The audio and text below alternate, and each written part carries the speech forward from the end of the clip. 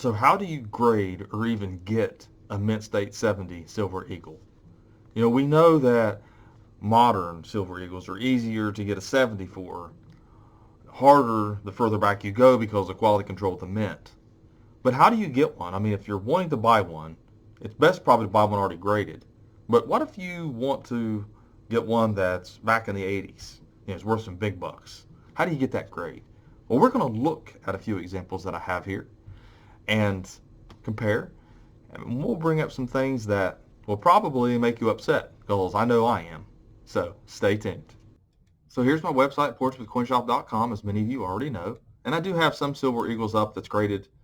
Some of them you will see in this video, but for the most part, you can see that I do have a few up here.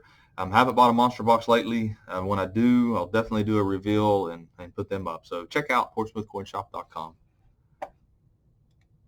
So I have 1986 MS70 ANACS graded Silver Eagles. I have two 1987s. We're going to look at all of these real close and see which ones I think are 70, which ones are not. And like I said, I'm disappointed, but we'll look at it and let you be the judge. Okay, so let's take a look at what the official American Numismatic Association grading standards for United States coins says about Mint State 70 coins. It has the perfect coin, but it has it in brackets, basically parentheses. And it goes on to define that no contact marks are visible under magnification. Now in this video, obviously, the coins are magnified. I mean, they're larger, so you can see some things a little bit better than you can with the naked eye. It says that there are no noticeable hairlines, scuff marks, or defects. And an MS70 coin has no defect of any kind visible with a 5x power glass. So then you go to PCGS, and they say fully struck and lustrous, free of visual marks. The PCGS 70 grading standard does allow for as minted defects. So in other words, a milk spot would be as minted. It says as long as those flaws are minor and do not impact the eye appeal of the coin. So again, we're not looking at a perfect coin, we're looking at something that could have some marks but not supposed to be that visible. NGC has a coin with no post-production imperfections at 5x magnification.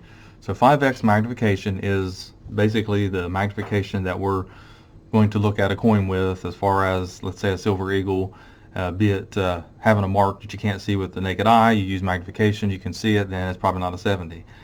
Well, a lot of times when you're looking at these coins, you're going to see marks on them and you're going to see milk spots on them. So it's not always that they adhere to this. But in this video, we're looking at coins under greater than 5x magnification. But that's one of the things with, when you do this, you're going to see things that you don't like when it comes to the 70 grades because they're just not perfect coins to begin with. There is a mark in here. I can accept it if it's kind of hidden. I can't accept it if it's in the fields. It's very difficult to sell coins like this as a 70 whenever you can see things and might not agree with it. In this business, that's one hard thing about being a dealer, is selling coins that you personally might not feel is the grade, but then 10 other people might think it is the grade. But that's just the way it works. I mean, you're not always going to agree on grades. As far as committees are concerned, and a lot of people say, well, they're grading by committees. Well, I don't know if they are or not when it comes to this kind of coin. When they get monster box after monster box, they're going to actually have 3 people looking at each coin, 4 people. That's a lot of expense. It's a lot of labor to pay for. Here's another one. And as I see a mark here, it's kind of distracting. Even when you turn it, almost in every angle you can see that mark. I mean, I guess if you just wanted a coin that's in a mint state holder so you can put it in your collection and say, I've got one, this would be the ideal, but that's just buying the label. And like I said, people do buy labels. I'm not trying to split hairs because I've told people you buy what you like. I've always said that. But you don't want to buy something that's so misgraded. Here's a couple marks here. I'm just not confident. I don't like that. I don't like seeing lots of marks on the coins whenever they're supposed to be in a 70 condition. So here's another one. We've got some more here. And tried to kind of make it a little bit quicker. It's harder for me to see these in the small viewfinder that I'm using. I'm using my actual EOS camera. Like I said, these are nice coins to begin with because they're 86s anyways, and that's the first year of the Silver Eagle release. And I can pick out these here and I can tell you which ones I think should have been 70, and there's a couple of them that shouldn't have been 70. And for the most part, you got to be careful as a dealer what you pay for, and as a collector you have to be careful. These were sold to somebody. I mean, they were sold to somebody as 70. They didn't look at them real close and say, well, I don't look 70 to me, I'm not going to send those off. I'm not going to send those off. No, they didn't do that. And they overcharged the guy. This is from that same collection that I did and I talked about. The guy ended up losing, I think, $50,000 total. He was told for 5 years not to do this, and informed and begged, and but he kept doing it. Finally, he woke up and realized that these aren't the investments that he thought they were, because he was paying too much money for them. I mean, some of these, might cross over. Looks like there's some area right in there.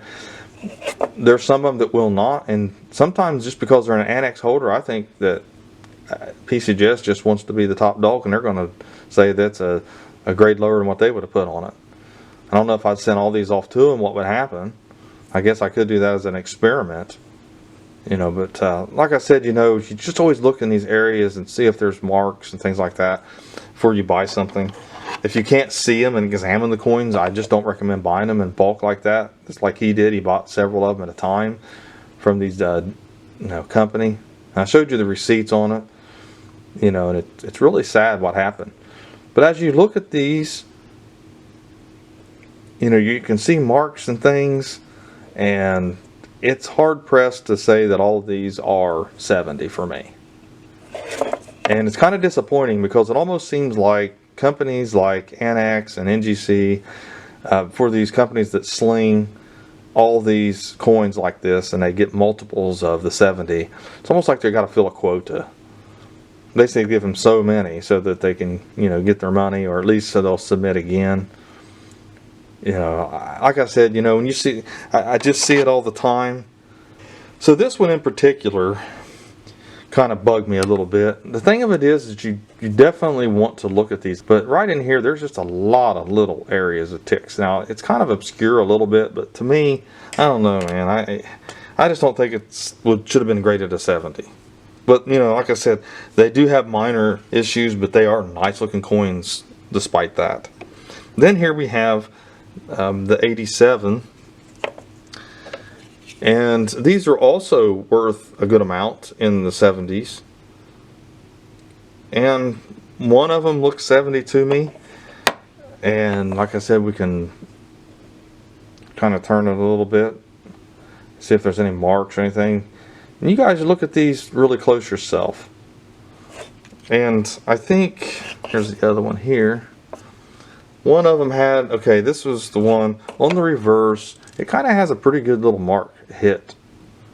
If you're the kind of person that thinks, well, 70 is not perfect, I understand that, one mark would be okay. Well, what we're looking at here is that if it's got 2 marks, is it 69? If it has 3 marks, is it 68? I mean, it really doesn't work that way, because you see a 70, I think, is acceptable to have 1 mark somewhere, as long as it's kind of obscure. 69 can have a couple, 3. 68 can have, 3 or 4. And they got to be obscure and small and tiny, because you can't just say, you can't go by 1 in ones, like 1 for, like I said, for 70, 2 for 69. I mean, it's kind of hard to do it that way. You'd like for it to be a certain standard, that way everything's graded appropriately in the same way, but it's not going to work out that way. So I wanted to show these coins. Like I said, I've got other years, but the 86 is one of the most valuable in that grade, in 87. So I just kind of wanted to show you that what they grade, basically ANACS. I've seen this with all of them. I've seen NGC, PCGS. All of them will have these coins graded 70, and you'll find a milk spot, or you'll find a contact mark or something. And it happens so often that I had to come to the conclusion that a contact mark or 2 on these, especially the 70s, is somewhat acceptable. So maybe there should be a 70 plus that has no marks whatsoever. I don't know. Some of you are not going to agree with me on that. They're going to say, if it's a 70, it needs to be perfect for me, or I'm not buying it. I don't want milk spots. I don't want contact marks. a small, tiny milk spot or a tiny contact mark. I've seen it on so many 70s that it's almost acceptable. It's not a perfect coin. There's just no such thing as a perfect coin. And you can look at all their standards, all these grading companies, they don't have perfect in any of their descriptions of a 70. If they do, please throw me a link. And not an old article. I'm talking about modern grading standards, because these companies know that there's not a perfect coin out there. Now, I would myself want nothing more than a little tiny mark on a 70 that I feel comfortable with. And I showed you a couple of them that have more than that. Now, as a dealer, I don't like selling coins that I don't feel is the grade. But yet, a lot of people say, well, you're not a grader. You don't work for PCGS or NGC. Who are you to question their grades? Well, when it comes to 70, I think I can't question their grades. I may get it wrong on a 64 versus 65, 65 plus, 66, and whatever. But when it comes to 70, I got a standard, and that's just the way I feel about it. So I've got to decide on what I'm going to do with some of these. There's a couple of them that really probably just need to crack out, maybe take my losses with it and make it up with the other ones, because there are some that are 70. I mean, I can sell them for 70 and be confident and feel like that if they don't cross over, it's because PCGS or NGC did not want to give ANACS credits. And I hate to say that. I can't prove that. I'm giving you my opinion on that, but sometimes I feel that way. So anyways, thanks for watching my latest video. I hope you enjoyed it. I mean, saw some really nice silver eagles, and like I said, they are. And please hit the sub button, share this video, and above all, have a great day.